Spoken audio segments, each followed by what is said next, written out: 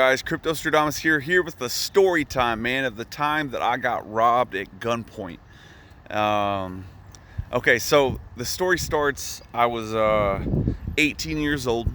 I was smoking a lot of weed, right? And I had my own apartment, and had my girlfriend. We had just had a baby, and like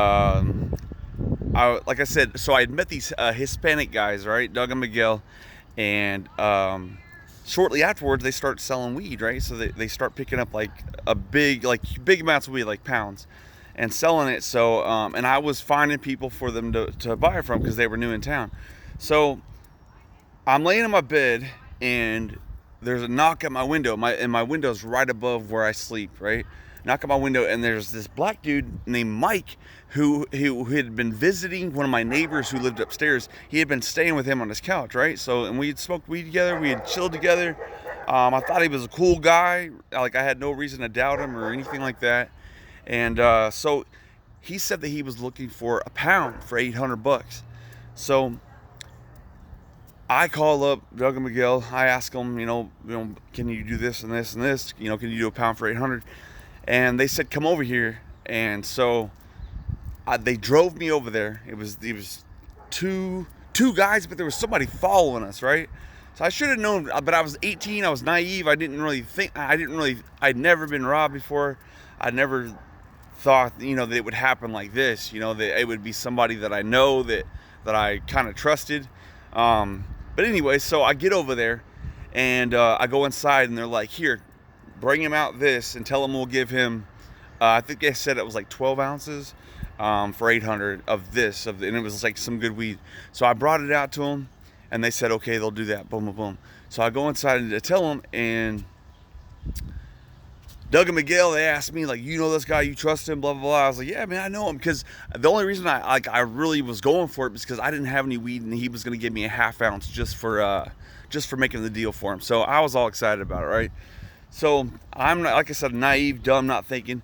Doug gets in the car, and these guys start going in a direction that's not my apartment. We were supposed to be going back to my apartment. And Doug catches it. I don't. Like I said, guy, I am dumb the whole time. Like he realized right away that there was something wrong. I didn't. He told me later. But anyway, so Doug goes, oh, there's a cop right there. Turn around. So they flipped a U and started heading towards my place, right? That worked. So we get to my place, and I hurry up to get inside. Like, I get out of the car, and I get inside, and I'm clearing off a spot on my counter so that they could weigh it out and everything. And I noticed, like, I'm in there and I'm cleaning up my bathroom, making sure they have room and all that stuff. And I realized that he hasn't come in yet. Hold on, I hope that don't pop up, but it probably will. Anyway, I noticed that he hasn't come in yet. So I go outside, and I'm like, what's up, man? What's going on? And he goes, Doug goes, these motherfuckers are trying to rob me. And Doug had his hands in his pants, like holding the bag of weed. And the two black guys were on the porch. And my first, like I said, I'm dumb as hell. Like my first thought was, you know what? Fuck you guys. You ain't getting shit. And I start walking up to him, and I'm about to punch the guy. And all of a sudden he pulls a pistol out. And I was like, oh, dude. And I freaked out, right? First of all, I freaked out. I ran back inside and I shut the door. And literally, I left Doug out there, and I was like, and then I started thinking, I was like, bro, I got him into this. I can't fucking do that. So I walked back out there, man, and I was like, I was scared. I was scared to death, man. And I was like, bro, dude, you don't want to do this. I'm telling you, if you pull that trigger, you're going to go to prison for the rest of your life. I just kept telling him that. Like, dude, if you pull that trigger, if you shoot one of us, dude, you're going to prison for the rest of your life. You're going to spend the rest of your life in a prison cell. And I could tell that Mike was getting like and Doug kept telling him, he's like, nah, man, you're not hitting this lick. He's like, I'll hit a lick with you, but you're not hitting this lick. And so here's what happened. So Doug, all of a sudden, the dude's walking up to Doug, right? Trying to reach for the stuff. And Doug ain't giving it to him. And so Doug said, oh, look, the manager's right there behind you calling the police. And when the dude turned around, when Mike turned around, Doug shoved him real quick and fucking ran inside. Oh, my bad. I forgot to even mention. My girlfriend with the baby was at the door, come to the door, like, what's going on?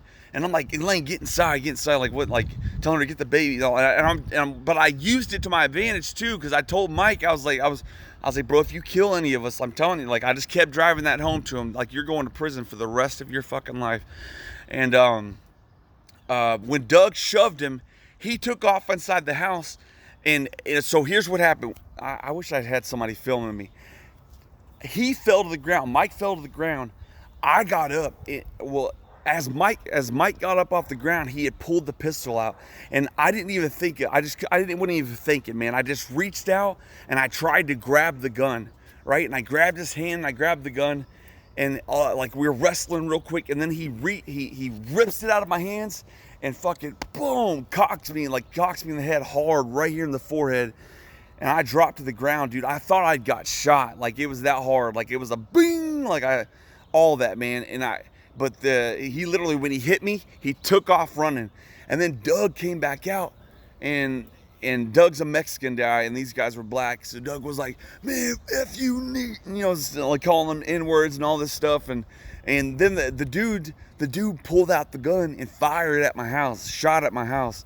And then they took off, man.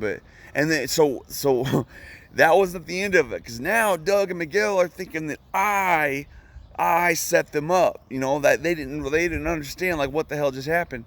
And so the first thing I do is I give Doug the half ounce of weed that he had given me for making the deal.